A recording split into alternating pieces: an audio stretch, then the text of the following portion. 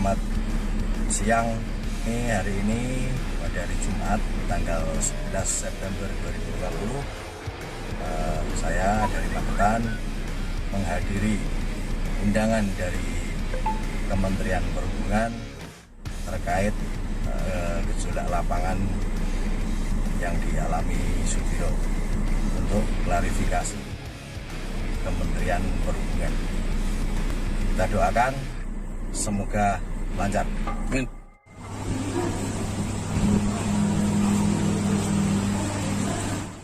Semacam klarifikasi dari Sudiro ini karena memang cukup viral belakangan ini, bahkan sampai ke pimpinan kami, pimpinannya Robo, bukan cuma pimpinan satu, tapi ada pimpinan yang lain juga sempat mendengar. Karena itu tadi zaman sekarang kan gampang ya kira-kira kayak gitu.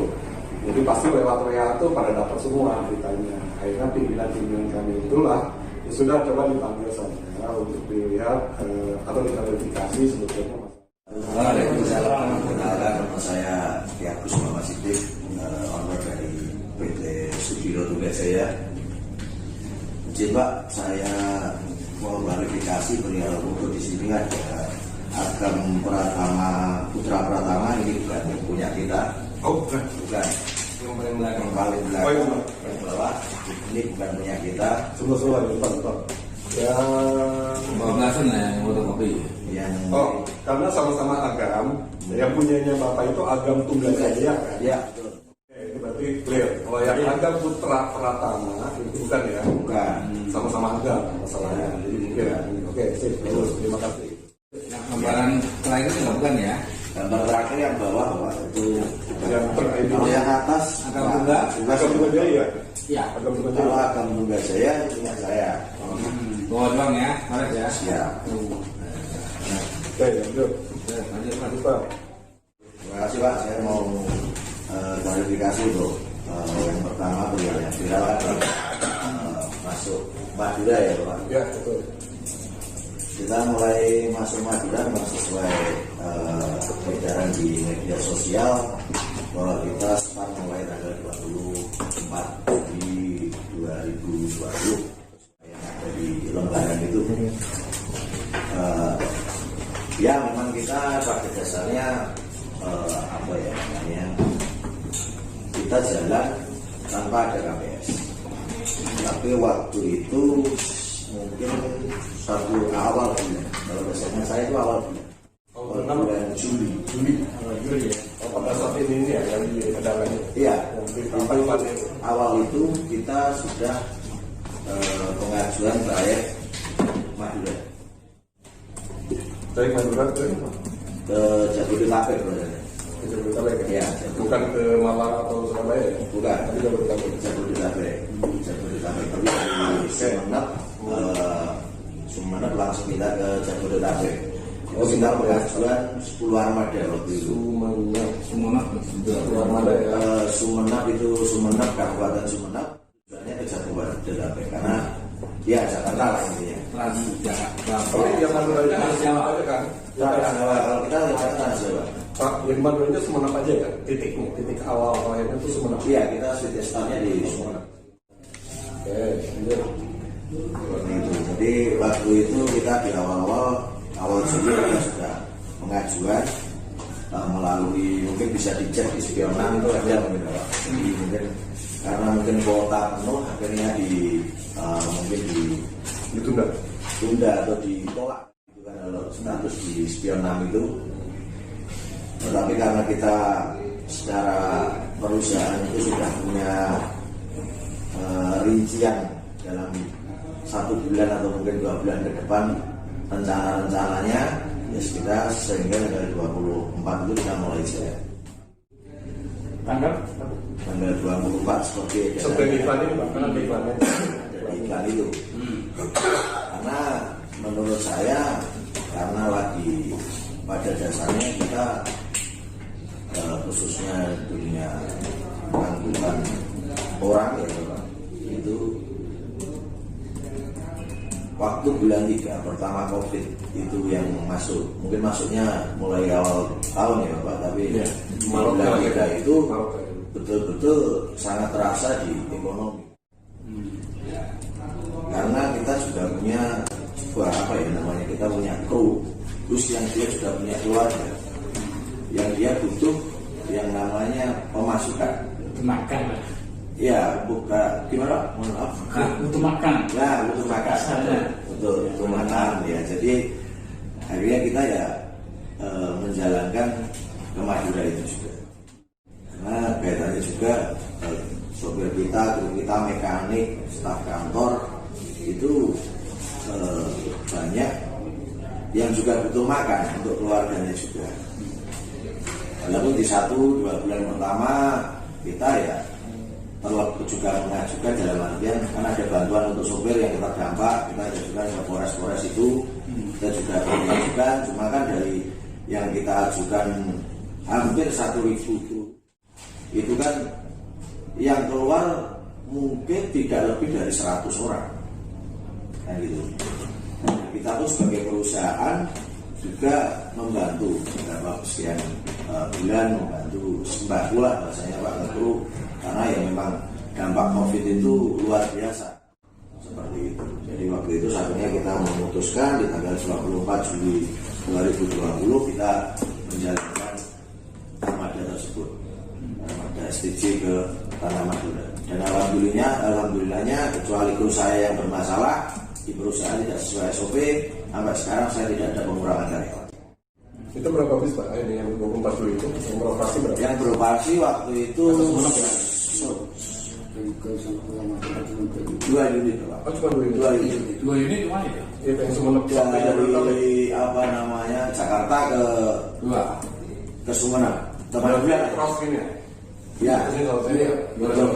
Jadi Pak. enggak, satu aja. Terus Satu. Dan waktu pertama itu kita dari Madura tidak melayani. Jadi kita melayani cuma dari barat, dari Jabodetabek aja. Karena waktu itu mendekati Lebaran Idul Adha. Oh, Ya, iya benar. dan Lebaran Idul Adha itu kalau di Madura sangat luar biasa. Jadi pelonjakan penumpang itu sangat luar biasa. Makanya kita masuk ke sana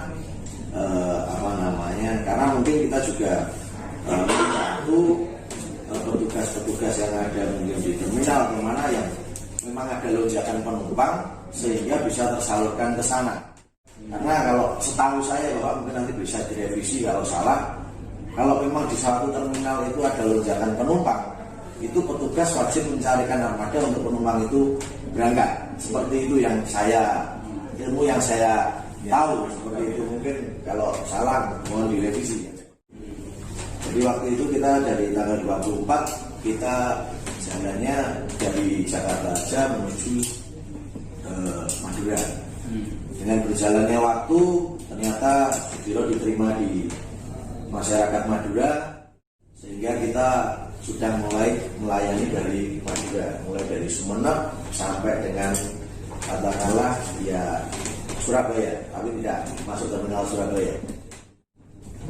Langsung kita tol Trans seperti itu. Ya. Seperti itu, terus beberapa kali kita memang diperingatkan oleh petugas di sana karena memang katanya info yang saya dapat terdapat pelanggaran yang dibuat Sudiro sehingga kita tidak diperbolehkan masuk di sana. Diprotes sama agen-agen PO lainnya di sana seperti itu. Ya, waktu dengan satu armada mungkin 1 minggu yang lalu di Sumeneb itu pun mobil kita itu parkir di rumah supirnya sendiri loh. Mobil kita itu parkir di rumahnya sendiri di Sumeneb, ditangkap. Itu yang saya dengar infonya itu masuk berita di YouTube itu ada, itu masuk berita. Kemungkinan kalau saya lihat mungkin katernya yang di situ juga, terus memanggil pihak kepolisian yang ada di sana. Yang waktu masih info yang saya dapat dari kru saya masih petugas itu dari kepolisian itu masih mengatur lalu itu diajak untuk bahasanya membawa Sudiro itu untuk geser ke terminal seperti itu. Dan dikandangkan di sana 1 hari. Seperti itu sudah dilepas, ya armada kita sudah keluar, kita pun keluar, sampai keluar dari Madura kita juga tidak membawa penumpang sama sekali. Agustus langsung ya ini 9. Ya betul, ini kita sudah dapat, saya sudah dapat memang terakhir tanggal 9 September. Setelah itu kita sudah tidak masuk Madura, dan untuk mulai tanggal 9, tanggal 10 kita sudah tidak melayani Madura. Nah, sebentar yang tadi dihadap itu berarti sebelum 9 September ya? Pas waktu tanggal 9. Oh, pas 9 ya? Tanggal 9. Oh. 9 September dia menghadap, dia bawa ke mobil kita ke Polres, karena surat-suratnya lengkap, tinggal KPS-nya aja yang nggak ada. Akhirnya pihak Polres sudah tidak berani menindak, karena kalau sesuai ketentuan kepolisian masuk semuanya, jadi nggak ada yang salah kan gitu. Cuma KPS-nya yang nggak ada, akhirnya dikembalikan ke terminal. Izin kurang lebihnya seperti itu Bapak yang saya sampaikan. Terima kasih. Yang kurangnya mohon maaf. Assalamualaikum warahmatullahi wabarakatuh. Kan dari bagian hukum dulu ya. Terakhir gongnya dari Nah, kalau direktur saya, misalnya kalau yang punya itu lah, punya langsung aja Pak, kita melihat langsung kalau kita kan bagian hukum Pak, berdasarkan peraturan Menteri Perhubungan nomor 15 tahun 2019 mengenai penyelenggaraan angkutan orang dengan kendaraan bermotor untuk dalam trayek ya Pak ya. Langsung kita soroti dong. 14 kota dalam mengenai sanksi administratif Pak. Kita pada pasal 106 peringatan. berupa peringatan pertama dan peringatan kedua, gitu Pak. Nah, izinkan kalau tidak menghiraukan, tidak memenuhi peringatan sebagai orang S1, pemohon izin dikenaikan pembukaan izin perjalanan pada nomor izin kendaraannya dan tidak diperbolehkan berluas itu jaringan itu sama 6 bulan. Ya berarti yang terancam itu kan izin penyelenggaranya kan, izin ya. Induknya itu sebenarnya yang bahaya jangan gara-gara ini dilanggar, akhirnya malah semua trayek nggak bisa jalan gara-gara izin penyelenggaranya dibuka kan gitu ya intinya ya. Gitu Pak. Gitu. Cuman kan masalah gini, bukan masalah. Perkembangannya adalah kalau setelah perjalanan tadi kan tanggal 9 nih, terus katanya dibilang mulai tanggal 10 tidak ada lagi beroperasi. Betul. Berarti harusnya tidak ada pelanggaran kan? Nah, ya. mungkin itu akan terjadi pelanggaran bila ternyata tanggal besok, lusa atau kapan itu lagi kan? Balikin lagi, balik di mana ya? Balik di mana? Berarti kan melanggar pernyataannya di mana? Mas. Baru ke biro dulu. Ya mungkin dari dalam dulu Pak. Terima kasih pimpinan. Gimana baiknya? Nanti mohon maaf ya pimpinan ini yang lagi Semua lagi Pak. Padat ya. ya padat sekali baca saya sendiri. Saya sudah menyimak ya dengan persoalan ini layak senang banyak bukan di perjalanan di Muratiu Biro Kamu udah bakal lama Mas ya? karena ya kita lama-lama di transportasi juga cuman yang muncul ini tidak. Tapi memang ada dua hal yang perlu kita perhatikan dalam jadi kita tuh harus ada perencanaan jaringan trayek. Jadi setiap rute itu dari pihak angkutan harus ada yang namanya perencanaan. Misal jalur Jakarta Semenan dalam 5 tahun kita harus punya perencanaan dari Luka Polo. Misal berapa sih jumlah penumpang? Itu lah yang bisa nanti. Ya, siap. Oke ya. Siap.